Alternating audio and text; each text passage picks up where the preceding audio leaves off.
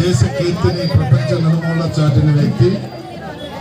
ఈరోజు ప్రపంచ దేశాలు అన్ని కూడా మనం గౌరవిస్తున్నాయంటే వారి స్ఫూర్తి, వారిచ్చిన రాజ్యాంగం. డాక్టర్ బాబాసాహెబ్ అంబేద్కర్ గారి 134వ జయంతి సందర్భంగా దేశవ్యాప్తంగా ప్రపంచంలో ఇండియన్స్ ఉన్న అన్ని ప్రాంతాల్లో కూడా ఈరోజు వారి గుర్తుగా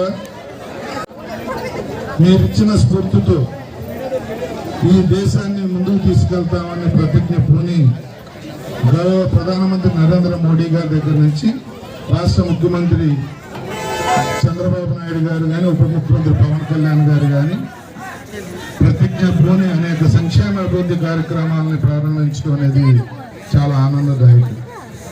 మతానికి చెందిన వ్యక్తి కాదు బాబాసాహెబ్ అంబేద్కర్ గారు.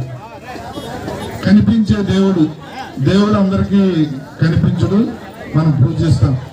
కనిపించే దేవుళ్ళు కొందరే ఉంటారో దానిలో మొట్టమొదటి వ్యక్తి బాబాసాహెబ్ అంబేద్కర్ గారు. వారు ఇచ్చిన రాజ్యాంగంతో బ్రహ్మాండంగా మనం కొన్ని వందల సంవత్సరాలు జరిగినా కూడా ఆయన్ని భవిష్యత్తును కూడా దృష్టిలో పెట్టుకుని ఆయన రాసిన రాజ్యాంగమే ఈరోజు మనకు స్ఫూర్తి, మనందరికీ కూడా ఒక మంచి మార్గాన్ని చూపించింది.